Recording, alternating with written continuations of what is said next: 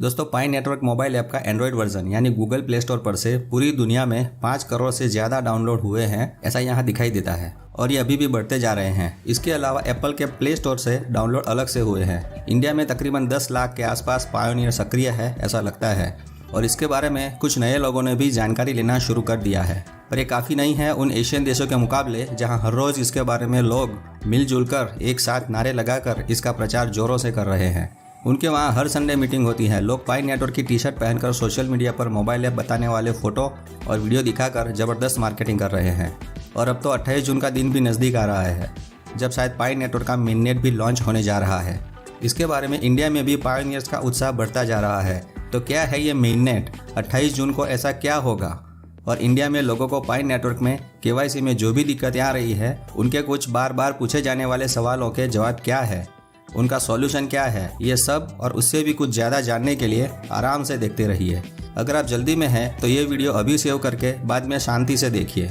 पर अभी हमारे मेटा मित्र चैनल के दर्शकों का दिल से स्वागत है। दोस्तों, अभी तक इतना तो विश्वास बैठ चुका है कि पाई नेटवर्क जेन्युइन है, जिसमें फ्री में यानी बिना पैसों का इन्वेस्टमेंट किए पाई जैसी क्रिप्टो करेंसी मोबाइल से जनरेट होती है, बनती है। इसी मेटा मित्र चैनल पर पाई नेटवर्क के पहले वीडियो से देखना शुरू करेंगे तो इसके बारे में ज़्यादा जानकारी मिल जाएगी। जिन लोगों ने पाई ऐप इंस्टॉल कर दी है उनको भी सभी स्टेप कैसे क्लियर करने हैं वो जानना जरूरी है। इसके लिए इसी चैनल पर पाई नेटवर्क प्लेलिस्ट में आसान भाषा में पूरी सीरीज बनाकर रखी गई है, वो अब जानने का प्रयत्न करें। देखिए, जितना जानेंगे उतना ज़्यादा फायदा होगा और पाई ऐप में गलतियाँ कम करेंगे। आइए अब जानते हैं कुछ प्रश्नों के उत्तर। सबसे पहला प्रश्न है, मेरी KYC कब होगी?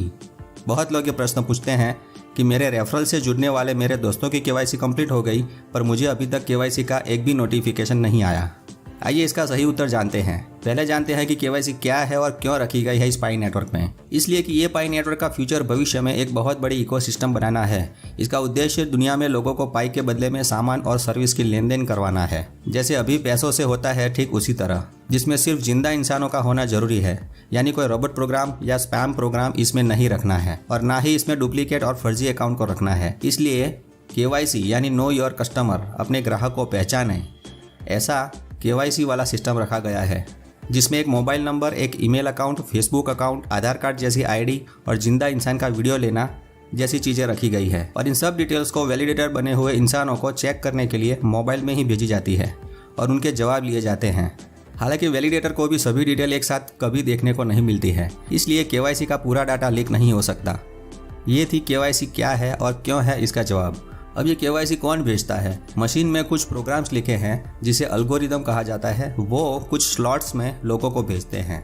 यानी रैंडमली कोई भी 100, 200 या 1000 पायोनियर्स को मशीन सिलेक्ट करता है और नोटिफिकेशन भेजता है। उनकी KYC हो जाने के बाद उसी तरह रैंडमली दूसरे कोई भी 1000 पायोनियर्स का दूसरा स्लॉट मशीन ही सिलेक्ट करता है। तो इस तरह ऐसा नहीं है कि जिसने पहले ज्वाइन किया उसका नंबर KYC के लिए पहले आएगा, पर पायोनियर बने हुए सभी इंसानों को KYC करने का पूरा मौका मिलेगा। इसमें KYC के लिए कोई भी बाकी नहीं रहेगा। दूसरा प्रश्न है KYC के रिजल्ट के बारे में। जैसे कि मेरी KYC हो गई है पर रिजल्ट अभी तक नहीं आया है। मेरे दोस्त की KYC बाद में हुई थी और उनका रिजल्ट भी आ गया। तो इसमें बहुत सी बातें होती हैं। पहले है कि आपने KYC किस तरह से की थी और आपके दोस्तों ने किस तरह से की थी, आपने कौन सी भाषा में डिटेल डाली थी। आपने शायद ID में पासपोर्ट सिलेक्ट किया होगा और डिटेल आधार कार्ड की डाली होगी, या फिर पैन कार्ड की डिटेल डाली होगी और ID में आधार कार्ड सिलेक्ट किया होगा। तीसरी वजह यह है कि ID की फ़ोटो अपलोड की है, उसकी डिटेल ठीक तरह से पढ़ी नहीं जा सकती होगी, यानी फ़ोटो ब्लर होगी या ID में बहुत पुरानी घिसी हुई फ़ोटो हो सकती है जो अभी आपकी फ़ोटो से मैच नहीं होती होगी। तो ऐसी बहुत सी बातें हैं जो मशीन आसानी से चेक नहीं कर पाता था और डिटेल वैलिडेटर को भेजी जाती थी। मशीन का एल्गोरिदम KYC अपलोड करने वाले पायोनियर्स के एरिया में जो वैलिडेटर्स मौजूद होते हैं उनको भेजता है। हो सकता है कि आपकी एरिया का वैलिडेटर ऑनलाइन ना हो या फिर उसको वैलिडेट करना ही ना आता हो, तो इसलिए एक नया KYC का एल्गोरिदम बनाया गया जिसमें ये सारी चीज़ों का ध्यान रखा गया है और ये पहले से ज़्यादा फास्ट है, यानी स्पीड में KYC का प्रोसेसिंग होता है। पर अब दूसरी ओर KYC सिस्टम के दरवाजे पूरी तरह से खोल दिए हैं, इसलिए KYC करने वालों की संख्या बहुत बढ़ रही है, जिसकी वजह से लोगों को घूमता हुआ सर्कल दिखाई देता है। ये प्रोसेसिंग का सर्कल KYC अपलोड करने वालों को और वैलिडेटर्स को भी दिखाई देता है। इसका मतलब है कि पाई में लोड बहुत है। जब भी लोड होता है प्रोसेसिंग में ज़्यादा वक्त लगता है, पर ऐसा नहीं कि ये बिल्कुल नहीं होगा। सबको केवाईसी कंप्लीट करने का मौका ज़रूर मिलेगा और रिजल्ट भी ज़रूर मिलेगा। और अब तो ये डेवलपमेंट भी चल रहा है कि सभी पायोनियर्स को केवाईसी के लिए एक लंबी अवधि यानी 1 महीने से 6 महीने तक का वक्त भी दिया जाएगा, जिसमें फिर से केवाईसी करने का मौका भी मिलेगा, ताकि जिन लोगों ने केवाईसी करते वक्त गलतियां की थी वो सुधार सके और जो डिटेल्स गलत डाली थी वो सुधार सकें। तो अगर आपकी केवाईसी नहीं हुई है या फिर केवाईसी का रिजल्ट नहीं आया है तो चिंता करने की कोई बात नहीं है। ये केवाईसी सिर्फ इसीलिए है कि आप यानी पाई नेटवर्क में जुड़े हुए सारे लोग जिंदा इंसान हैं, ये तय करने के लिए है। अगर कोई डुप्लीकेट अकाउंट है या कोई रोबोट है या फिर कोई स्पैम प्रोग्राम है तो ऐसे सारे फर्जी अकाउंट यानी नकली और बनावटी अकाउंट को पाई नेटवर्क में से हटाने के लिए केवाईसी का प्रोसेस है। केवाईसी विभिन्न तरीकों से सभी रोबोट और नकली प्रोफाइल को हटा देगा और ये नकली प्रोफाइल बनाने वालों का असली अकाउंट भी बर्न हो सकता है यानी बंद करके ब्लॉक हो सकता है। तो आप समझ गए होंगे कि सभी गलत तरीके से बनाए गए अकाउंट को निकालने के लिए केवाईसी का प्रोसेस रखा गया है, ताकि भविष्य में जब लोग पाई से खरीदारी करें तो उनको भरोसा हो कि इसमें सभी इंसान हैं और इसलिए पाई नेटवर्क एक मजबूत इकोसिस्टम उभर कर सामने आएगा और पाई की कीमत बढ़ेगी और ज़्यादा दाम भी मिल सकेंगे। एक और सवाल है कि केवाईसी करते वक्त एक्सपायरी डेट में क्या डालें। तो अगर आपने पासपोर्ट या ड्राइविंग लाइसेंस अपलोड किया है तो उसकी एक्सपायरी डेट होगी वो डालें, और अगर आपने आधार कार्ड या पैन कार्ड अपलोड किया है तो इसी एक्सपायरी डेट वाले बॉक्स के नीचे एक ऑप्शन दिया है कि my ID card does not have expiry date, वो सिलेक्ट करें और एक्सपायरी डेट ऑफ ID वाले फील्ड को खाली छोड़ दें, उसमें कुछ भी डेट ना डालें और नेक्स्ट टैब पर क्लिक करके आगे बढ़ें। अगला सवाल है पाई नेटवर्क का नया अपडेट आया है तो इंस्टॉल कब करें।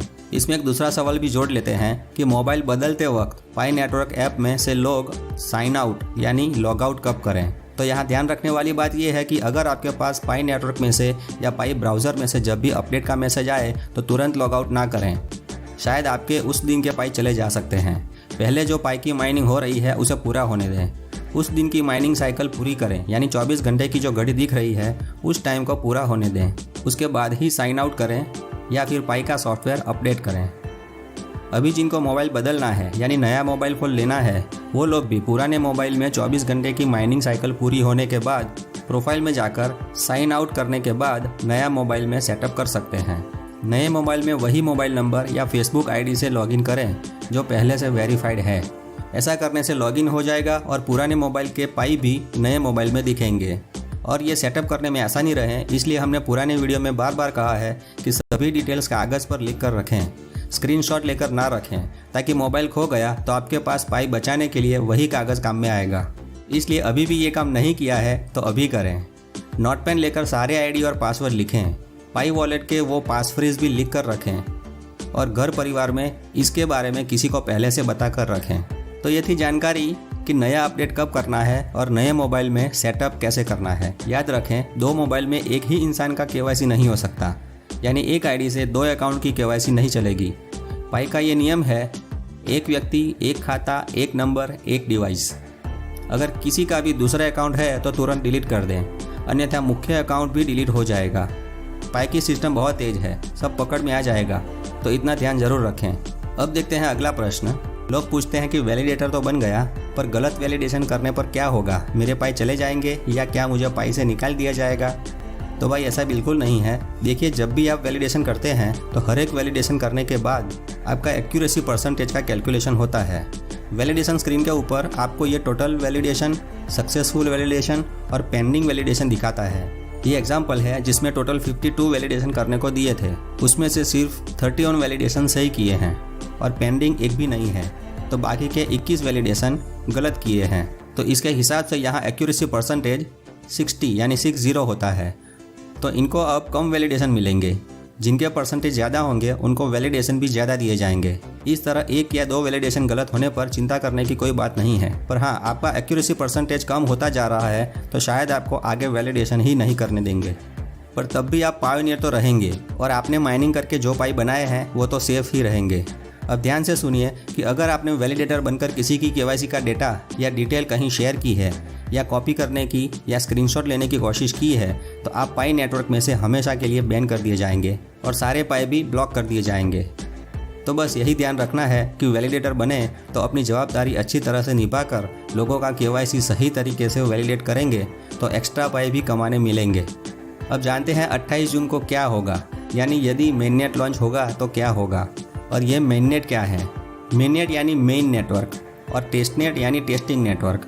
टेस्टिंग नेटवर्क को एक ट्रेनिंग समझो और मेननेट को असली लड़ाई। अभी पाई नेटवर्क ऐप में लोगों ने जो माइनिंग करके पाई बनाए हैं उससे लेन देन नहीं हो सकती, पर मेननेट लॉन्च हो जाने के बाद जिस पायोनियर ने KYC कंप्लीट की है तो उनके मोबाइल में उनके माइन किए हुए वेरीफाइड पाई ट्रांसफ़र होंगे। 28 जून को अगर मेननेट लॉन्च होता है तो KYC कंप्लीट करने वालों को मशीन रैंडम नोटिफिकेशन भेजेगा, जिसमें 14 डेज़ का वेटिंग पीरियड होगा, यानी 14 दिन के वेटिंग पीरियड के तुरंत बाद अनलॉक किया गया हिस्सा उपयोग करने के लिए स्वतंत्र होगा, यानी पाई से लोग आपस में लेन देन शुरू कर सकेंगे, एक दूसरे के वॉलेट में पाई भेज सकेंगे और रिसीव भी कर सकेंगे। पाई से आपस में खरीदारी या सेवाओं का आदान प्रदान शुरू होगा।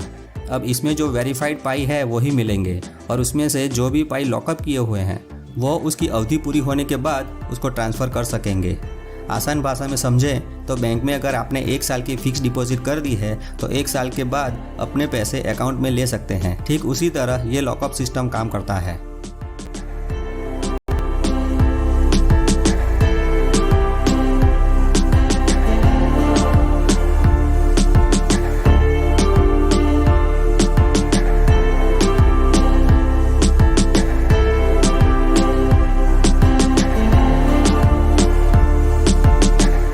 दोस्तों उम्मीद है आपको इस वीडियो से कुछ जानकारी मिली होगी। तो नया जानते रहें और मस्त रहें, मेटा मित्र से जुड़े रहें। मेरा मित्र मेटा मित्र। जय हिंद, जय भारत। वीडियो खत्म करने से पहले वीडियो के अंत में खुशी की बात करते हैं। 28 जून को पाई 2 डे का जोरों शोरों से सेलिब्रेशन होगा ऐसा लगता है, क्योंकि अभी से एशिया के देशों में पाई का जो माहौल बनता हुआ दिखाई देता है वो कम नहीं है। आइए देखते हैं इसकी कुछ झलक।